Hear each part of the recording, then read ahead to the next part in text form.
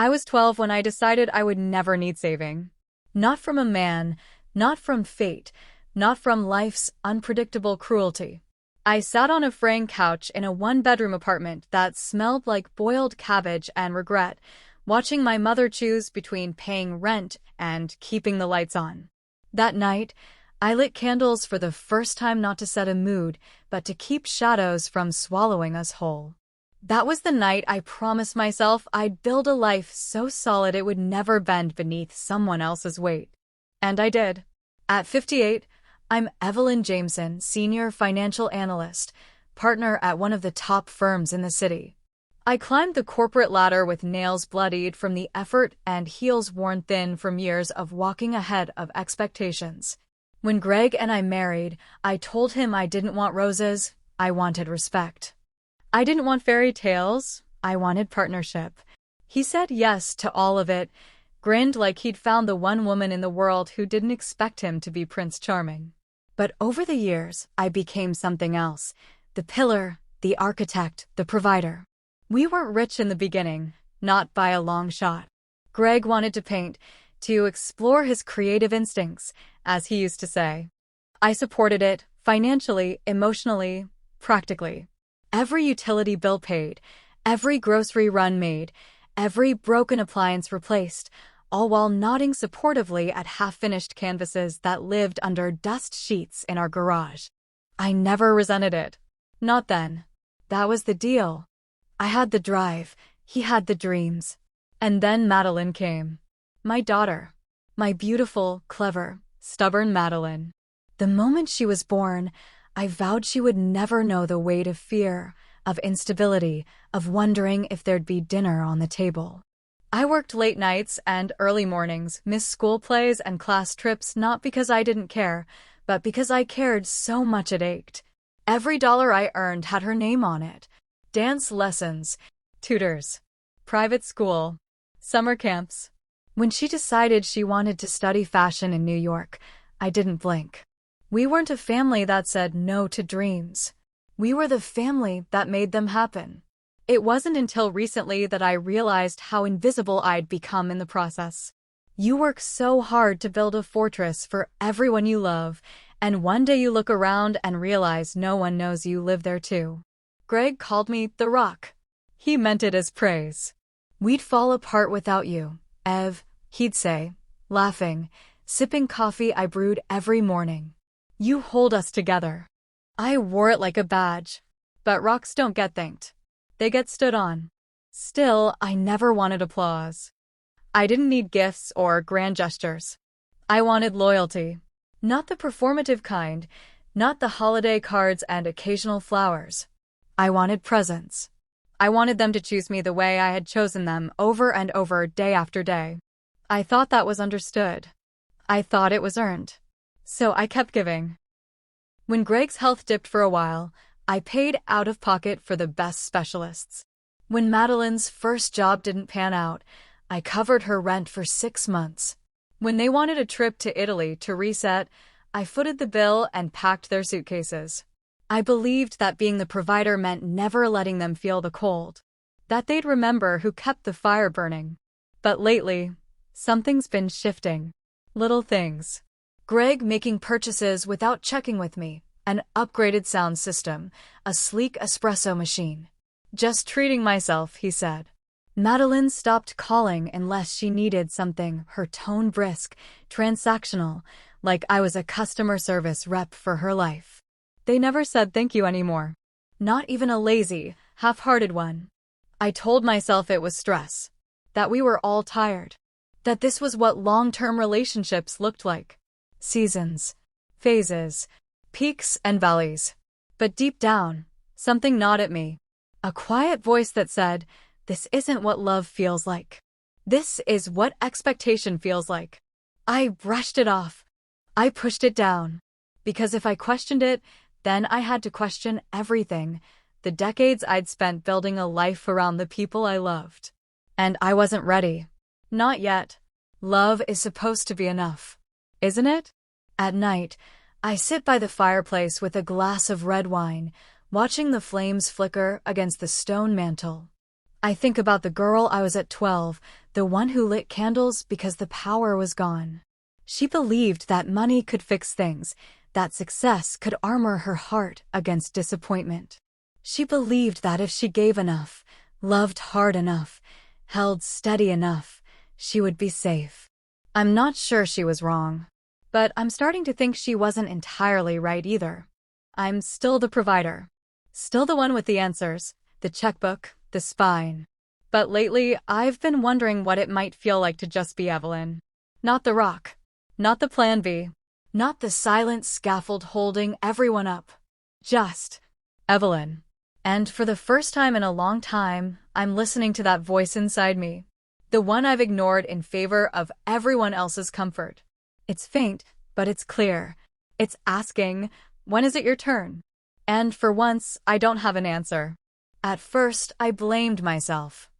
I thought maybe I'd just been too tired to notice things piling up, or too generous, too accommodating.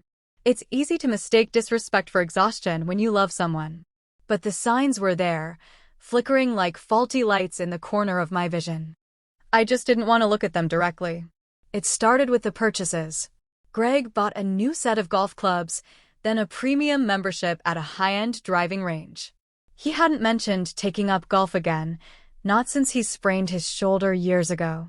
It's for networking, he said with a lazy grin, waving off my raised eyebrow. You know how it is.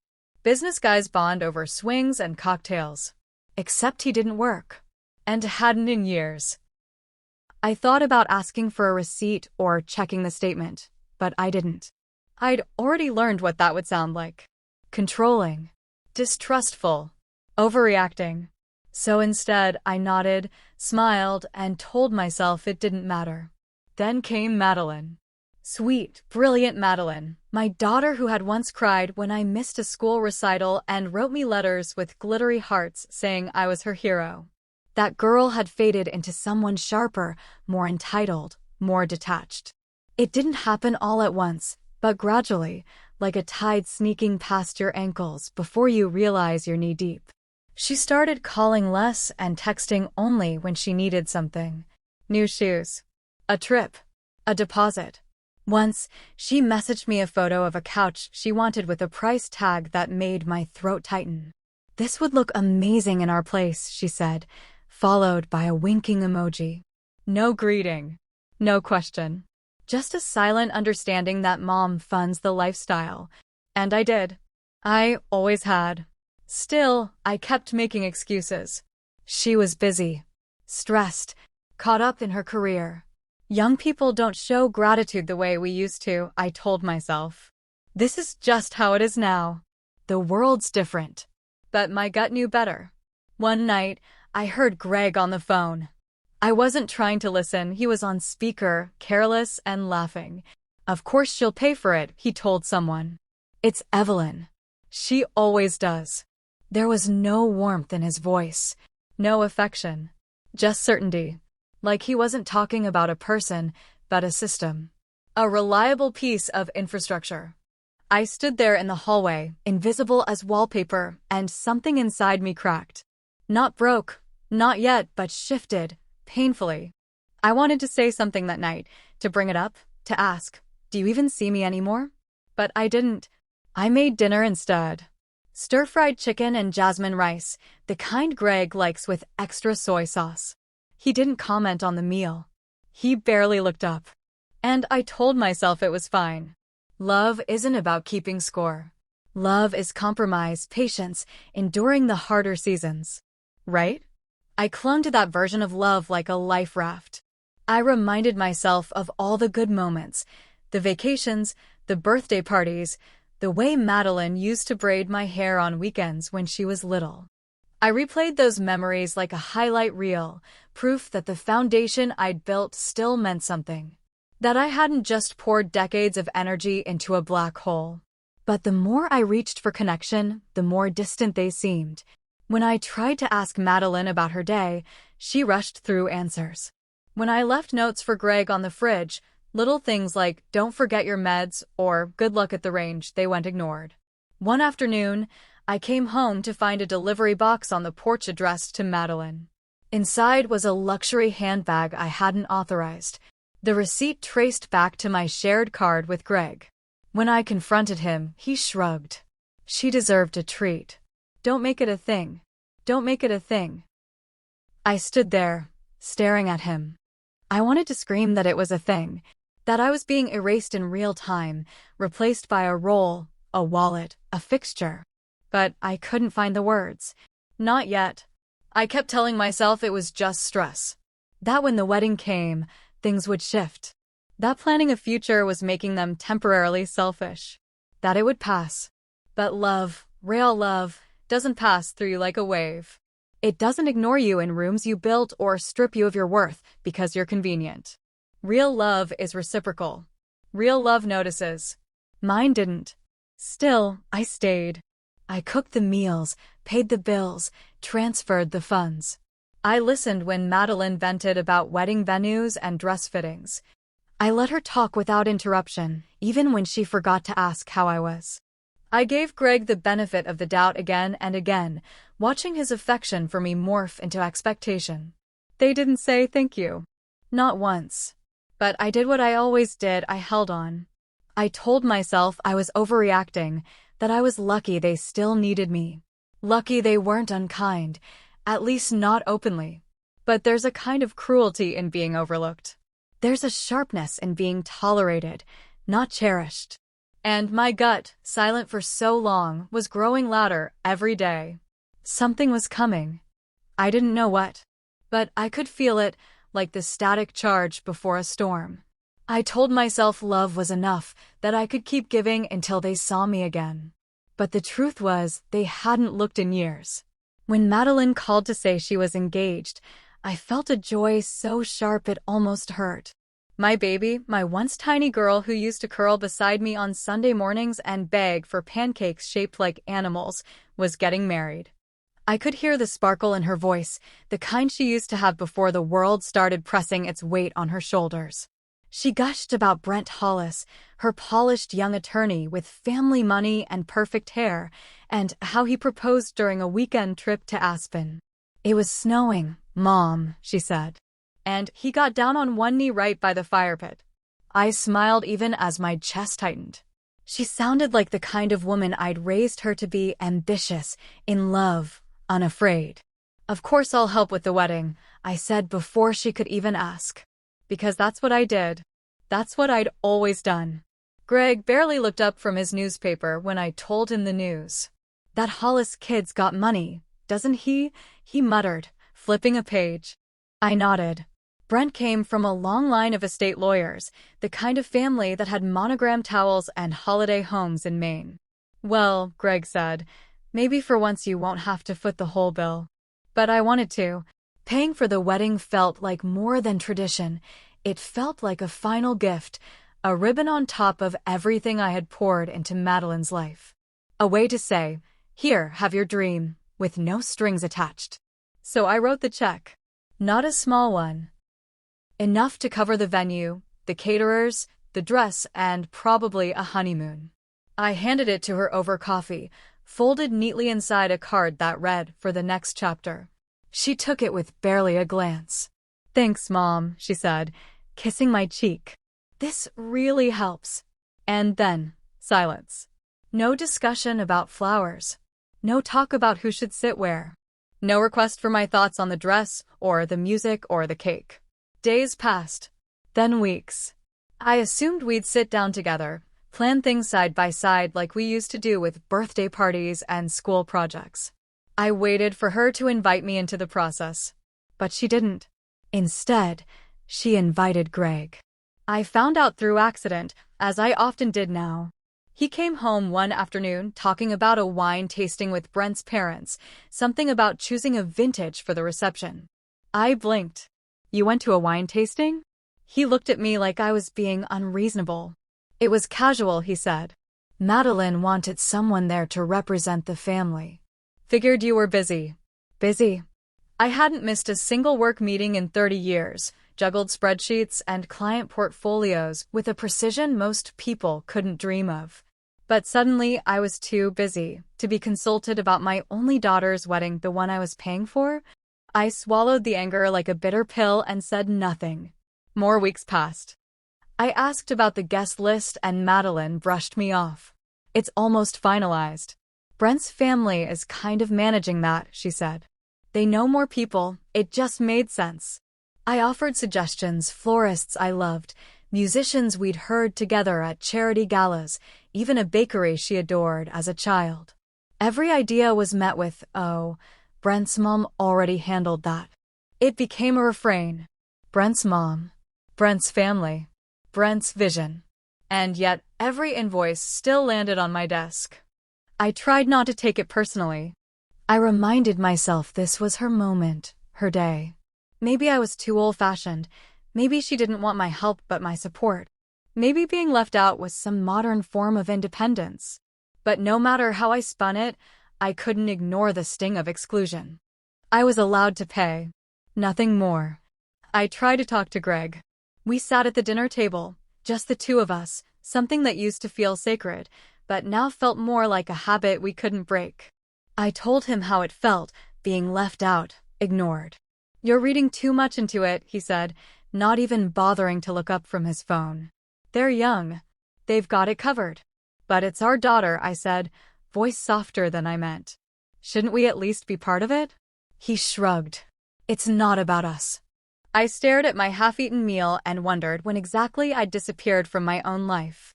When had I stopped being Evelyn and become only mom, only wife, only the wallet?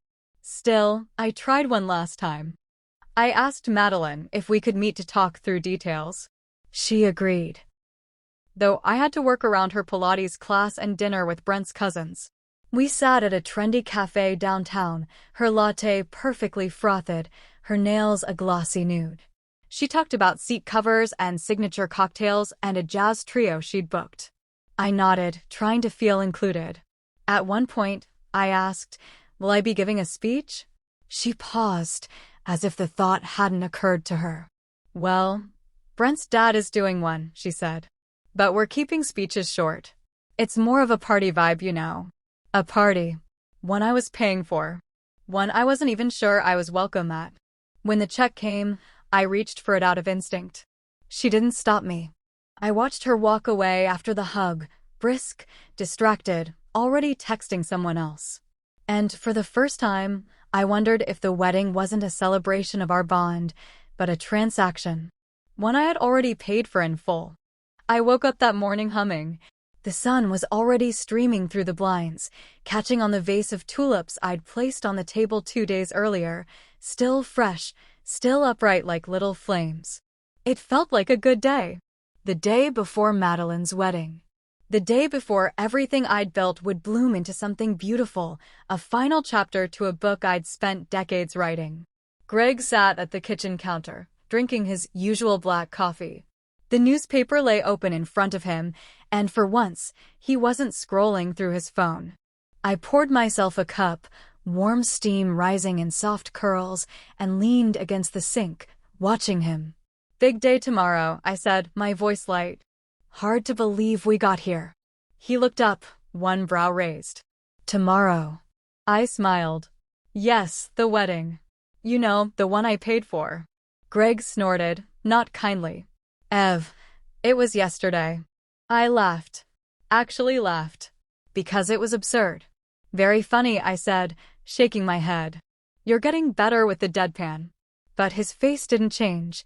Not a twitch. Not even amusement. He went back to his coffee, flipping the page. "Greg," I said slowly, carefully, "that's not funny." "I'm not joking," he said, without even looking at me. "They got married yesterday." I stood still. The heat drained from my face. My heart, once buoyant, dropped to some unfamiliar depth. "That's impossible." Meline said the wedding was Saturday. "Tomorrow." She changed it. "Didn't want the fuss." He took another sip. "Figured it'd be easier this way." The words didn't compute. They slid off me like oil. "What are you talking about?" My voice cracked to spite me. She wouldn't do that. She wouldn't. My phone buzzed. It was a message from Meline. A photo. The moment it loaded, the world shifted. There they were. Meline in a sleek white gown, Brent in a black tuxedo, both beaming under a flowered arch. Around them, rows of guests. I recognized Brent's parents, their polished friends, even Greg, standing near the edge with a champagne flute in hand. Everyone's smiling. Everyone there. Everyone except me. I stared at the image. Zoomed in. Zoomed out. Waited for my name in the caption. Waited for some explanation, some hint of irony, a surprise. But it wasn't a joke. She got married without me. And no one told me. Not Greg. Not Brent. Not even Meline. I didn't drop the phone. I didn't scream or throw anything. I didn't ask Greg for answers because the only answer that mattered was already glowing on the screen. She didn't want me there. I walked out of the kitchen. My feet moved on their own, past the living room where a stack of wedding cards still sat unopened, past the console table where I'd neatly placed the expensive gift I had intended to bring. I walked to my room and shut the door. I sat on the bed, hands trembling in my lap. This was not a misunderstanding. This was intentional. They had taken my money, my hopes, my offer to share in something meaningful, and shut the door in my face. No explanation. No warning. Just silence. Deliberate exclusion. And Greg had known. He went. He stood there and smiled while I ironed a blouse for a wedding that was already over. My chest felt tight. My fingers cold. The kind of betrayal I felt wasn't sharp, it was slow, like a poison moving through my veins. It didn't explode. It corroded. I thought about every sacrifice I had made. The years of work. The dreams I shelved to build theirs. The long hours, the endless giving. And for what? Not just to be forgotten. To be erased. The woman who paid for the wedding hadn't even been invited to it. I picked up the phone and stared at her message again. There was no apology. No explanation. Just a picture-perfect moment that excluded me entirely. I could have called. I could have demanded answers. I could have driven to Brent's parents' estate and banged on their polished oak doors. But I didn't, because some things don't need to be explained. They need to be understood. And I understood, finally, the truth. I wasn't part of the family anymore. I was the funding, the utility, the background character who gave and gave and gave, and when there was nothing left to take, they simply moved on without me. Greg didn't ask if I was okay.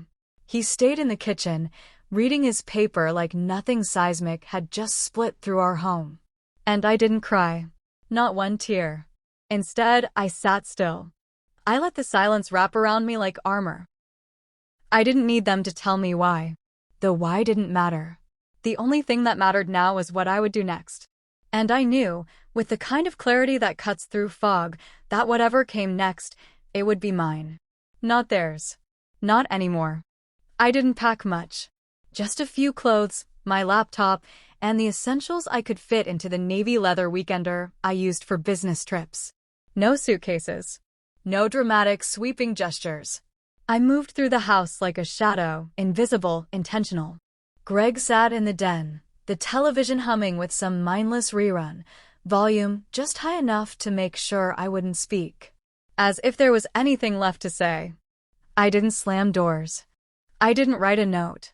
I didn't even leave behind the envelope I'd found in the kitchen drawer that held all the wedding receipts with my name scrawled across the checks. I thought I might confront him, lay it all out, demand why he went to our daughter's wedding without telling me, why he let me believe I was still part of something. But then I realized I didn't care about his answers anymore. They weren't my people. Not anymore. The studio apartment I'd reserved was temporary, but it felt like freedom. Just 4 walls, a single window overlooking a narrow alley, and the quiet hum of my own breath. No demands. No eyes watching me to see if I'd crumble. No mask to wear. I set my bag down, stood in the middle of the bare floor, and exhaled. Then I opened my banking app. And I started clicking. First, the joint credit card Greg used for his leisure purchases, his espresso machine, his golf accessories, the pricey streaming subscriptions I never watched. Deactivated. Then I canceled the auto payments on the mortgage. I'd carried that burden on my shoulders for decades, believing I was securing a home for my family. But a house that shuts you out isn't a home. It's just a building. One I no longer needed to fund. Madeline's monthly transfers came next. Rent, car insurance, her beauty subscriptions, and whatever else she'd quietly grown to expect. Gone. I didn't hesitate. Not even for a second. She'd chosen to have her big day without me.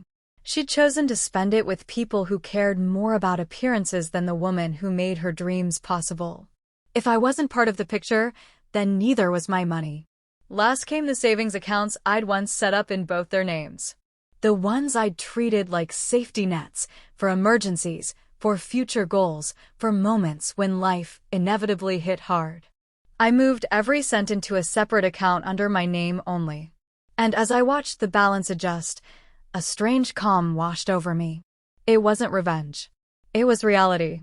A simple reflection of where I stood in their lives. Not a mother. Not a wife. Just a bank. Until I wasn't. I set my phone down on the kitchen counter, if you could call the narrow ledge beside the sink a kitchen. The studio smelled faintly of fresh paint and citrus cleaner. The bed was a twin, the mattress still firm and untouched. The silence was thick, but it didn't scare me. It held me. I poured myself a glass of water, sat on the edge of the bed, and stared at the wall. There were no tears. I didn't feel empty. I didn't feel broken. I felt clear. And that clarity was more powerful than any rage I could have thrown at them. No screaming. No begging to be seen. I had been screaming in silence for years, and they never once turned their heads. They would hear me now. Not through words, but through the absence of me. I thought of the birthday cakes I'd baked from scratch, the nights I stayed up working just to afford one more thing for Meline. I thought of the times I swallowed my own dreams so Greg could chase half-formed ones. I thought of every decision I made out of love, and how love had never been enough. Not when it's only moving in one direction. They would discover it soon. The card declines. The missed payments. The questions. I imagined Greg, standing at the grocery store, swiping the card again and again, growing impatient, then irritated. I imagined Meline checking her app, confused, frustrated, and eventually angry. Because when you raise people to believe you are an endless source, they never stop to wonder what happens when the well runs dry. I wasn't punishing them. I was simply done. Done pretending loyalty didn't need to be mutual. Done accepting gratitude in the form of silence. Done being told I was too much when I asked for something in return. I didn't need to scream to be heard. I just needed to stop showing up. The phone buzzed once. Greg. I didn't answer. Then again, Meline. I didn't look at the preview. I turned the phone over, letting it buzz until it silenced itself. I wasn't curious. I wasn't afraid. I had always wondered what it would feel like to disappear, to walk away from the roles that had defined me for so long. And now I knew. It felt like peace. Quiet, still, undramatic peace. I lay back on the narrow bed, one arm beneath my head, and stared at the ceiling. There were no family photos here. No reminders of who I had been. Just me, for the first time in a very long time. I didn't know where the next chapter would take me, but I knew this. If I was no longer part of the family, then my money wouldn't be either. And neither would my presence. The first text came at 6:42 a.m. Greg, my card just declined at the gas station. You free something? I read it from my cot-sized bed in the studio, still wrapped in my gray wool robe, the one Meline bought me 3 birthdays ago and never asked if I liked.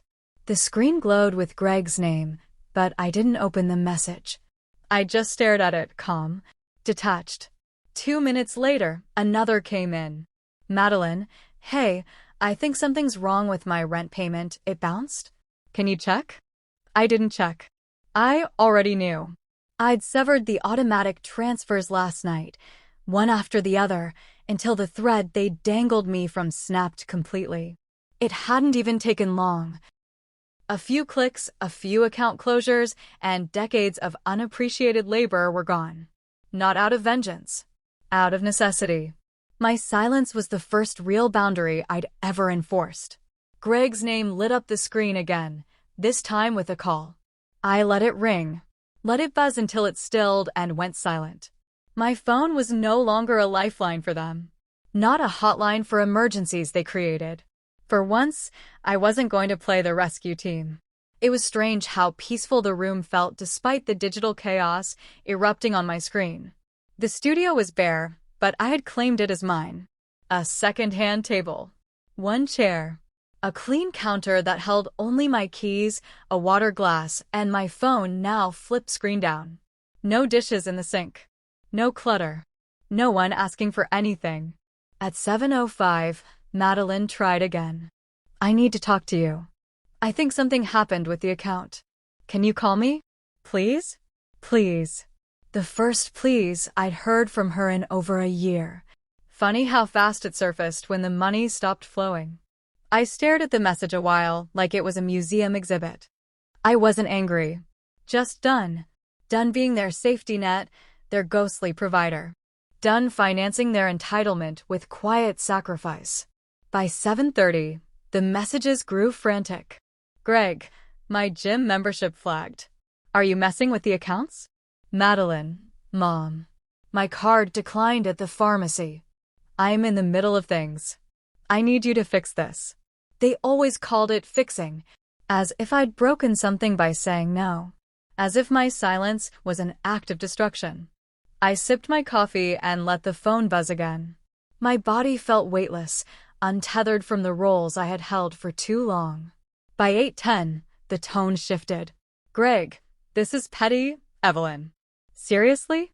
After everything? Meline, this isn't like you. You don't just disappear. You're scaring me. I almost laughed. I'd been disappearing for years. Slowly, invisibly, fading into the background of their wants and whims until I wasn't a person, just a function. I was only like me when I was useful. Now, suddenly, my withdrawal was a threat. By 9 o'clock, the pleading started. Greg, Ev, we need to talk. Let's meet. Please just explain what's going on.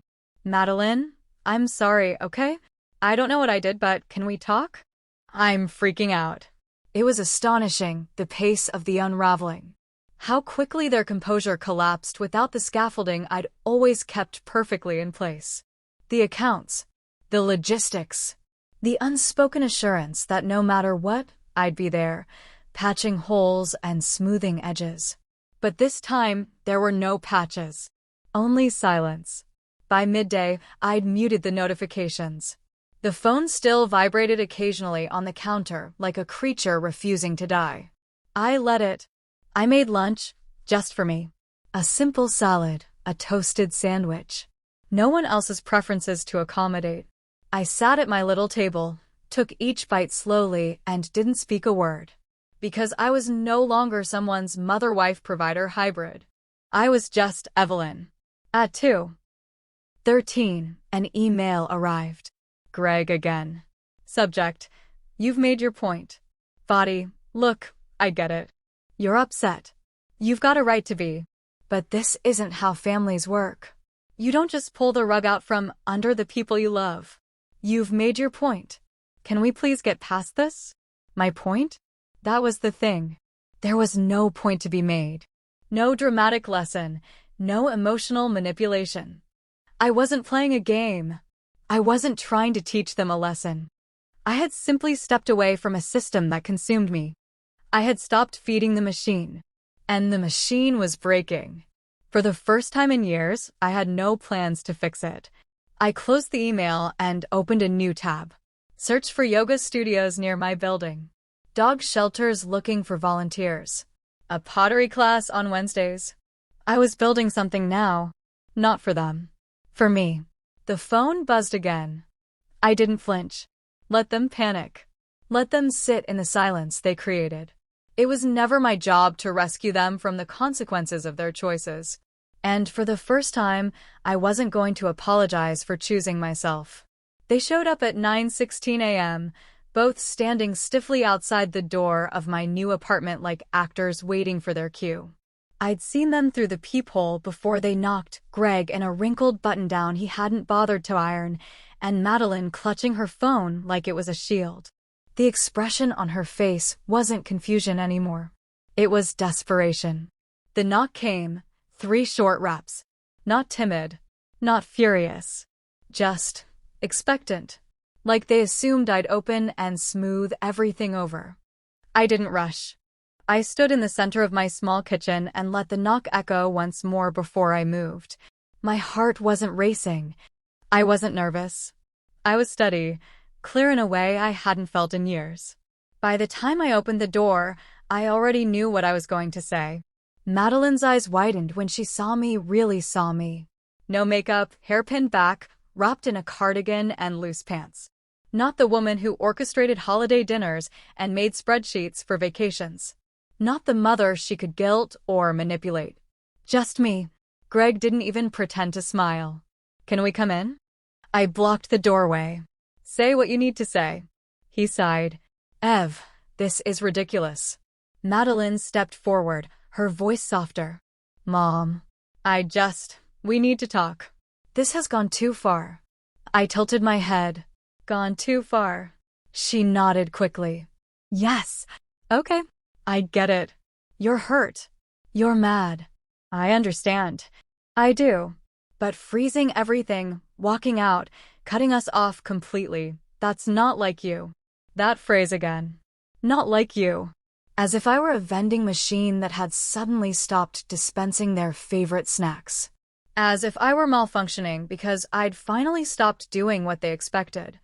"I didn't cut you off," I said calmly. "You did that the day you got married without me." Greg crossed his arms.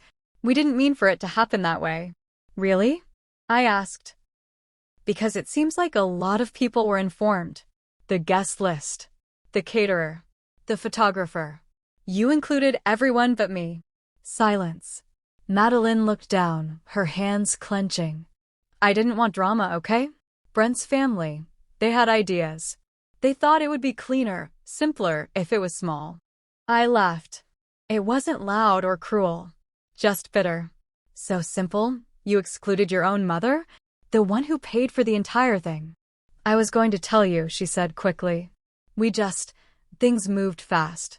We didn't think." "No," I cut in. "You didn't think. Because you've never had to. I did all the thinking for you." Greg's voice sharpened. "Okay, we get it. You're angry. You've made your point. But this isn't sustainable, Evelyn. You can't just walk away from your family because of one mistake." I looked at him for a long moment. "Do you think this is about the wedding?" He blinked. "This isn't about one day," I continued. "It's about every day that came before it. Every time I showed up when no one asked me how I was doing. Every time I paid a bill, solved a problem, sacrificed quietly. It's about how you looked me in the eye and still went to that wedding without saying a word." "I didn't want to make it worse," Greg muttered. "You didn't want to make it harder on yourself," I corrected. "So you chose silence. Just like always. And I've finally realized I don't have to choose it too." Meline stepped forward again. "But we're family. We've always figured things out." "No, Meline," I said gently, "I always figured things out. You just benefited from it." Her face flushed, the color rising in patches on her cheeks. "I'm sorry," she whispered. "I didn't mean to make you feel unwanted? Invisible?" I asked. "You didn't have to mean it. You did it." Greg's posture stiffened. "So what? You're just going to leave us out to dry? That's the plan." I straightened my shoulders. "I'm not your banker. I'm not your fallback. I'm not your foundation anymore. You're punishing us," he said bitterly. "No," I replied. "I'm protecting myself." Madeline's eyes welled, but I didn't step forward to comfort her. I let the silence hang between us, heavy and true. She wasn't a child anymore. She'd made choices, and consequences, finally, were following them home. "I don't hate you," I said after a moment. "I want that to be clear. I don't want to be a part of a life where I'm only valued for what I provide." She opened her mouth, then closed it again. Greg stepped back. "You've made your decision. I have, I said. Then I did what none of them expected. I closed the door. Not with a slam. Not with fury. Just a soft, final click. And for the first time, I felt the power of choosing myself, not as a reaction, not as a statement, but as a way forward. It didn't happen all at once. That's the thing about consequences, they rarely arrive with a bang. They unravel, thread by thread, quietly dismantling what once looked seamless. From my new apartment, modest but entirely mine, I watched it unfold like a storm scene from behind glass. The first ripple came through the mortgage default notice that Greg couldn't dodge. It landed in his lap like a forgotten bomb. For years, he hadn't known the details, never needed to. I had automated it, managed it, handled every financial thread tying our life together. When I walked away and turned off the tap, those threads started fraying. Apparently, no one thought to pick them up. Word got around faster than I anticipated. Mutual acquaintances from the firm mentioned they'd seen Greg at the bank, waiting in line, shoulders hunched like a man suddenly made small. He looked different, one colleague said with a shrug, careful not to linger on it. I just nodded, not offering anything in return. What was there to say? He never called again. After the confrontation at my door, I think Greg realized something he hadn't considered possible before. I wasn't bluffing. I wasn't staging some emotional protest, waiting to be soothed back into place. I was gone.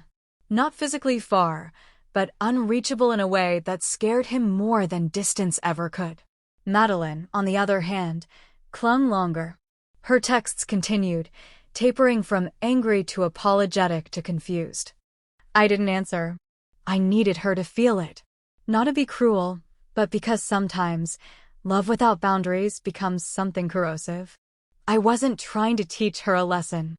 I was letting her learn one. By the second week, I stopped receiving texts about logistics, rent, insurance, bills, and started seeing her name in headlines. Not major ones. Just those soft pieces in local lifestyle publications, the ones that chronicle the rise and fall of influencers and the social elite. Meline Jameson unfollows the glam. Sources say the it girl is keeping a low profile. I read it without emotion. Her Instagram had once been a glossy stream of brunches, designer bags, spontaneous weekend trips, and champagne toasts. It had gone quiet. And people noticed. I imagined her scrolling, seeing the followers slip away, seeing the silence build where likes used to flood in. I imagined the texts from friends slowing, the dinner invitations drying up. Without the backdrop of luxury and effortless charm, she was just another woman trying to keep the illusion going. And illusions I knew too well were expensive. I never took pleasure in her unraveling, but I didn't interfere either. She and Brent moved into a smaller apartment. One of my old coworkers mentioned seeing them there during a showing. She looked worn down, he said. Not like herself.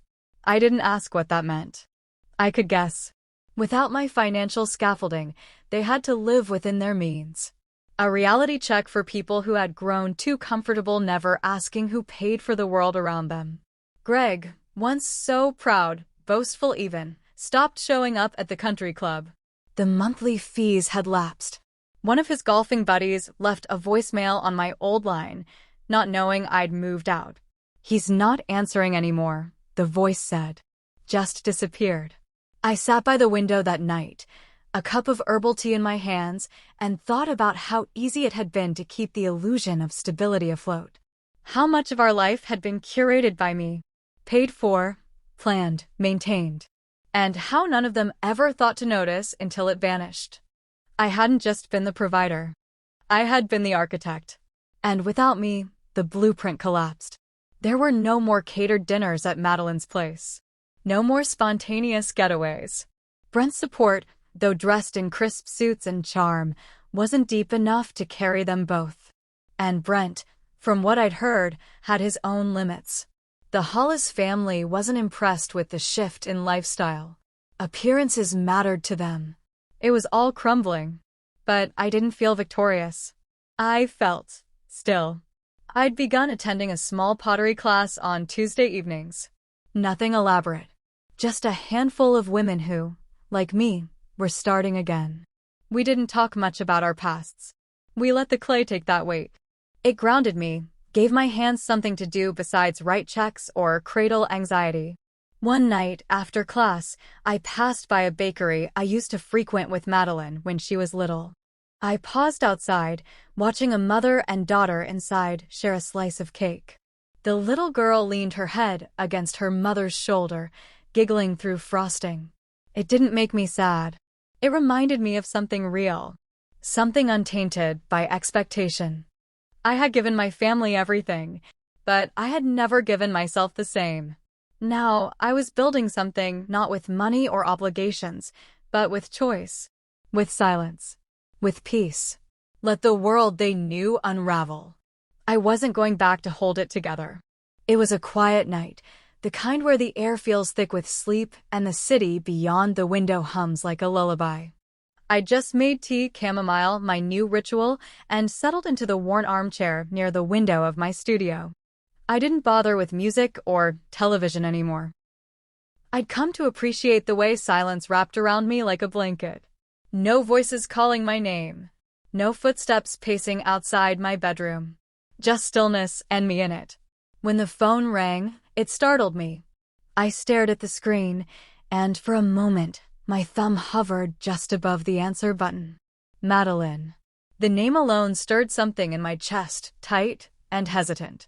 She hadn't called in weeks. Not since the last pleading text, the one I never answered. There had been no more angry messages, no accusations, no dramatics. Just a long, echoing quiet. I wondered what she would say. Why now? Why tonight? I answered. Mom. Her voice was small, thinner than I remembered. For a moment, I said nothing. I just listened to the breath behind her words. Shaky, like someone standing in the aftermath of something they never thought would fall apart. I didn't know if you'd pick up, she added. I almost didn't, I said, my voice calm, even. I'm sorry.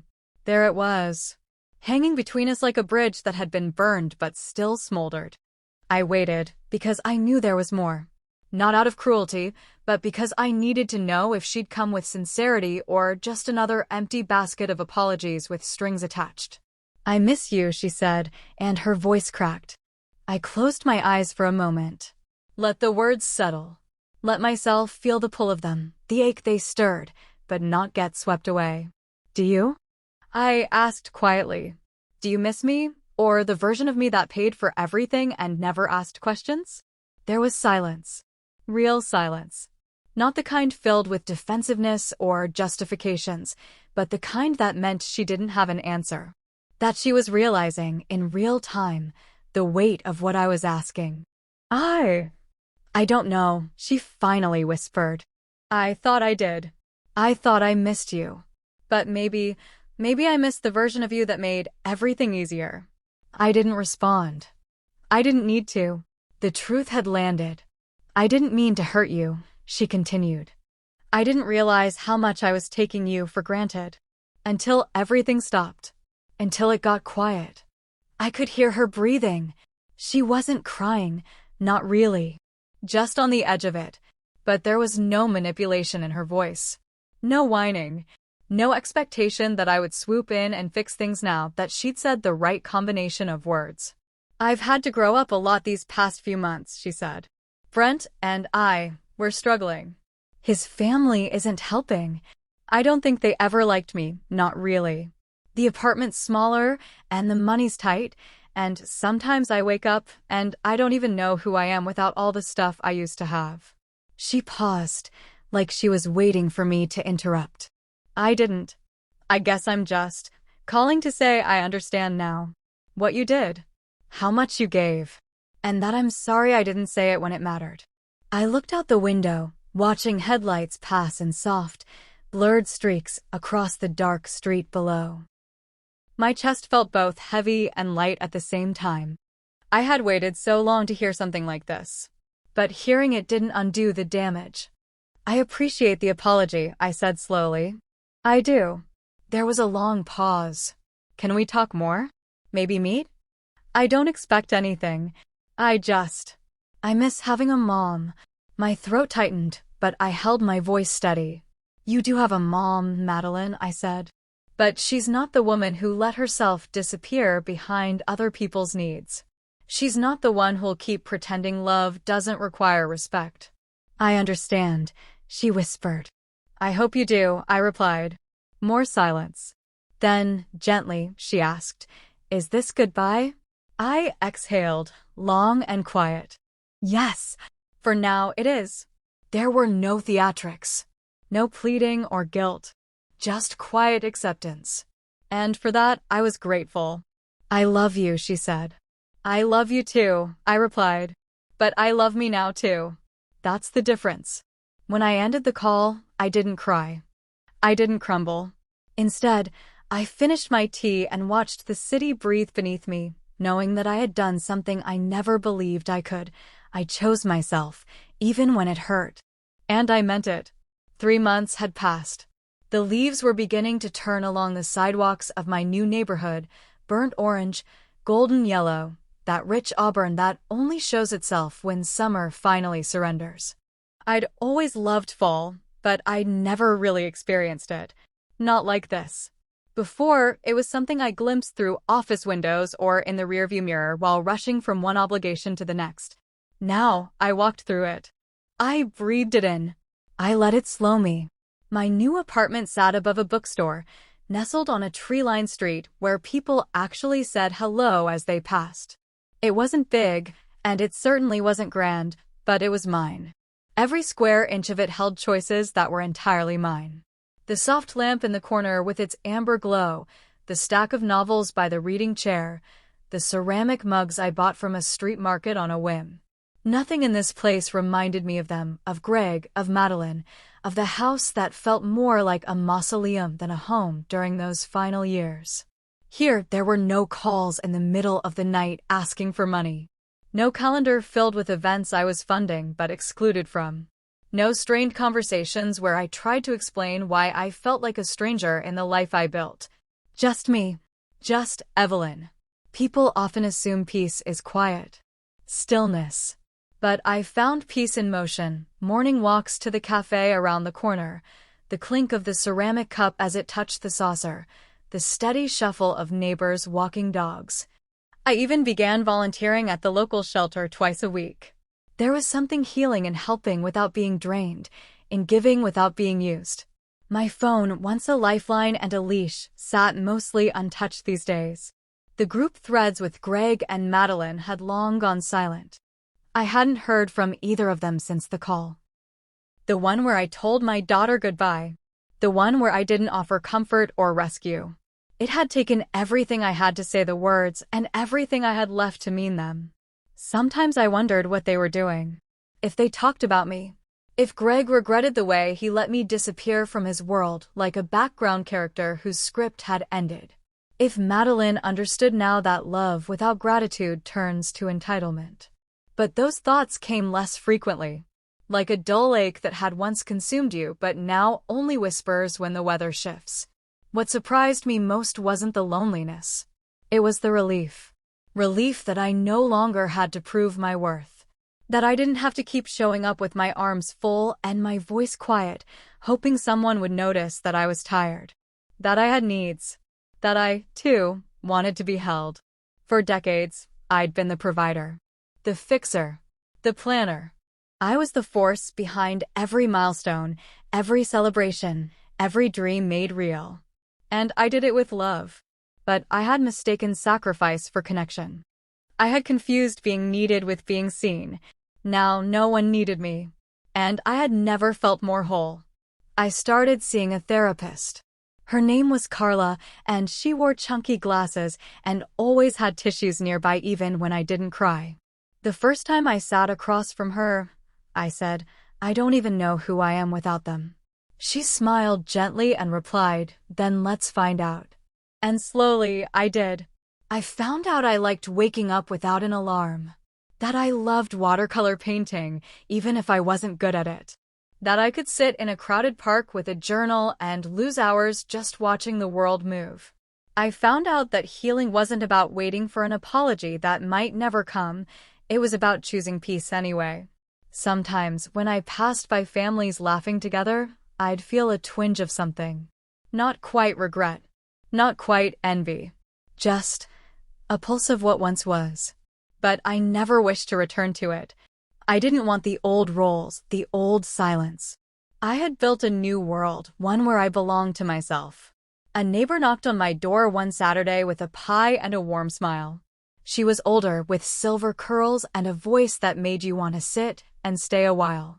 "You're new, but you don't seem lost," she said. I smiled. I was. For a long time. "Well," she said, handing me the pie, "you're found now." I nodded, and for once, I believed it. I wasn't angry anymore. I wasn't waiting. I wasn't mourning. I was just living. And after a lifetime of being everything for everyone else, that was more than enough. They would go on, Greg and Meline, in whatever direction their choices took them. I didn't hate them, but I would never go back. Not to the house. Not to the expectations. Not to the woman I used to be. I was no longer a provider. I was simply Evelyn. And, for the first time in my life, that was everything.